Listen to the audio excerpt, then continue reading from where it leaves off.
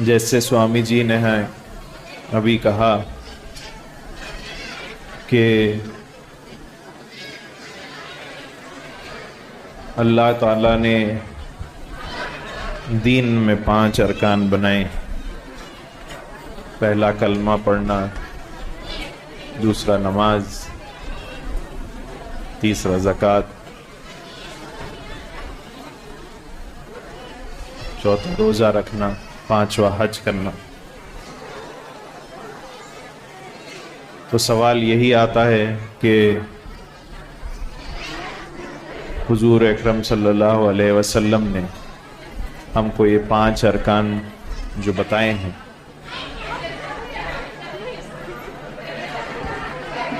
اس میں صرف اور صرف اللہ تعالیٰ کی محبت بتائی گئی. اس اوپر والے تک کیسے پہنچا جائے، یہ اس کو جاننے کے لیے یہ ذریعے بتائے گئے ہیں. مقصد یہ ہے کہ اس اوپر والے سے، اللہ سے عشق کرنا.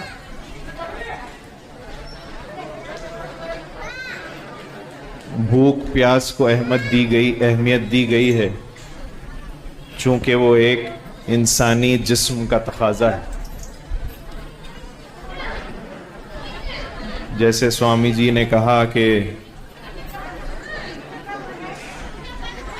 حضور اکرم صلی اللہ علیہ وسلم کی جو تعلیمات ہیں کہ آپ جب تک کھائیں نہ جب تک آپ کے آزو بازو کے رہنے والے، یعنی آپ کے بازو گھر میں رہنے والے کھانا نہیں کھا لیتے. تو اس کی اہمیت اس لیے ہے کیونکہ یہ ایک انسان کے جسم کا ایک تقاضا ہے. اور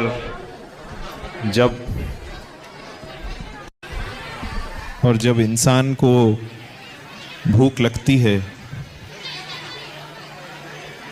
تو اسے بھوک کے سوا کچھ یاد نہیں رہتا.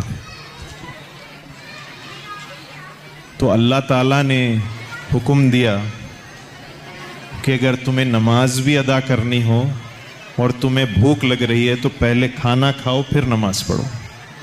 وہ اس وجہ سے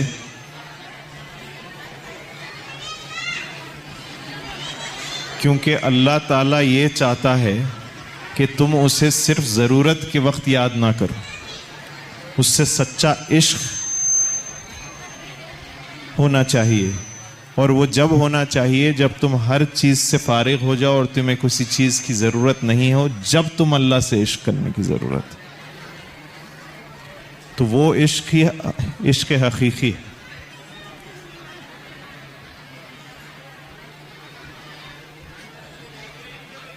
میں زیادہ وقت نہ لیتے ہوئے سب سے پہلے ہمارے جو آج جن کا نکاح ہوا ہے، انجمن اسلام مرگن نے اس نکاح کو آرگنائز کیا، اور جن حضرات نے آج اس مبارک سنت کو عمل کیا ہے، میں ان کو بے حد مبارکباد پیش کرتا ہوں.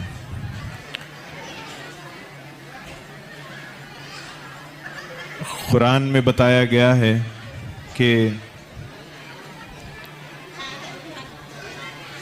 یہ نشانیوں میں سے، یہ ہماری نشانیوں میں سے ہے کہ تم میں سے ہی تمہاری جوڑی دار موجود ہیں.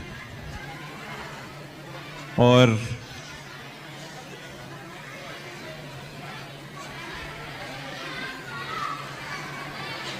حضور اکرم صلی اللہ علیہ وسلم نے اس کا طریقہ بتایا، اور طریقہ بتانے کے بعد آپ نے، چونکہ حضور اکرم صلی اللہ علیہ وسلم ایک دنیا کی ایسی مثال ہے، انہیں انسان کامل کہا جاتا، یعنی the best and perfect example. تو وہ ایک ایسی مثال ہے جو ہم کو ایسی مثال کبھی دکھے گی بھی نہیں۔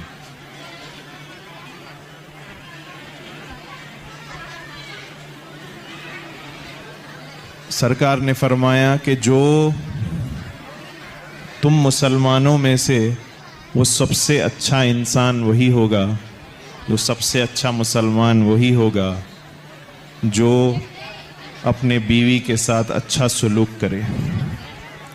یہ حضور اکرم صلی اللہ علیہ وسلم کی تعلیمات ہیں، ہم کو اس پہ عمل کرنے کی ضرورت ہے۔ اللہ تعالیٰ نے ہم کو ایک دوسرے کی احترام سکھایا ہے قرآن کے ذریعے، حدیث کے ذریعے، اور ایک دوسرے کا خیال رکھیں۔ آخر میں صرف دعا کروں گا کہ اللہ تعالیٰ ان جوڑیوں کو سلامت رکھے، ان کو خوش رکھے، ان کو زندگیوں میں کامیاب کریں، ان دونوں کے درمیان ہمیشہ محبت رکھے، اور ان کو نیک اور صالح اولاد سے نوازے۔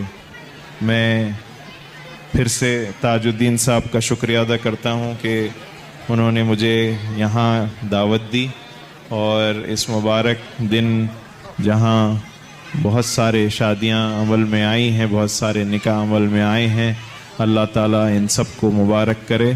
اور خاص طور سے میں آخر میں ہمارے ایچ کے پاٹل صاحب کا ذکر کرنا چاہتا ہوں، کیونکہ وہ موجود نہیں ہے۔ میں امید کر رہا تھا کہ شاید ان سے آج ملاقات ہو جائے، لیکن ان کا اور میرے والد کا بہت پرانا تعلق رہا ہے، اور مجھے خوشی بھی اس بات کی ہے کہ وہ سب سے پہلے شخص تھے جو اسمبلی میں میرے والد کے لیے تعزیت بھی پیش کیے۔